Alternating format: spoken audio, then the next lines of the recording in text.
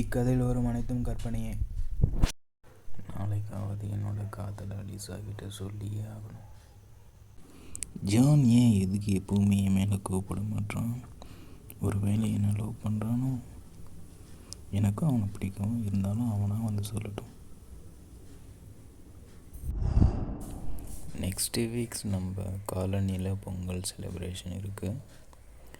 So singing காம்படிஷனுக்கு பேர் கொடுக்கலாம். Made to John, இதாண்டா சான்ஸு. இதில் பார்ட்டிசிபேட் பண்ணி அலிசாவை இம்ப்ரெஸ் பண்ணிட்டு. அப்படியா சொல்கிற? ஓகே மேம், என் நேம் ஆட் பண்ணிக்கோங்க. சாங் காதல் என் காதல் அது கண்ணீரில் போச்சு, அது போச்சு அது தண்ணீரில் அடிடா அவளை உதடா அவளை விட்றா அவளை சாங் மேம். நல்ல சாங் எவ்வளோ இருக்குது, தெரிஞ்சால் பாடு, இல்லைன்னா வேடிக்கை பாரு. ஒரு பொய்யா ஒரு சொல் கண்ணே, உன் காதல் நான் தான் என்று அந்த சொல்லில் உயிர் வாழ்வேன்.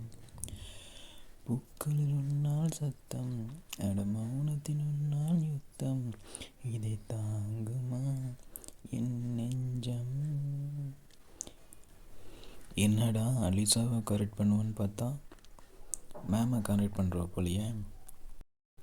பாலுக்கும் கண்ணுக்கும் வண்ணம் ஒன்றுதான், பார்க்கும் கண்கள் ஒன்றுதான், உண்டால் ரெண்டும் வேறுதான். உன்னோட கான்ஃபிடென்ட்காக உன்னோட நேமை நான் ஆட் பண்ணிக்கிறேன்.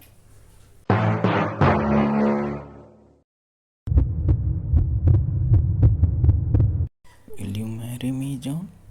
I love you, Mommy.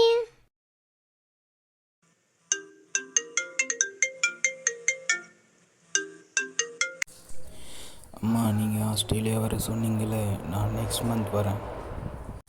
ஏம்மா என்னாச்சு? யூ லைக் இந்தியா, பாட்டி வீடு அப்படி சொன்னேன்.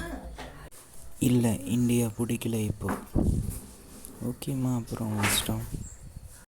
என்ன மச்சான், இப்போ வாரணமாயிரம் படத்தில் வர மாதிரி கிட்டாரோட ஆஸ்திரேலியா போயிடுவா போல் அலிசாவை பார்க்க. எல்லாமே கரெக்டாக போயிருந்தது. ஜூலி எல்லாத்தையும் குழப்பி விட்டுட்டான்.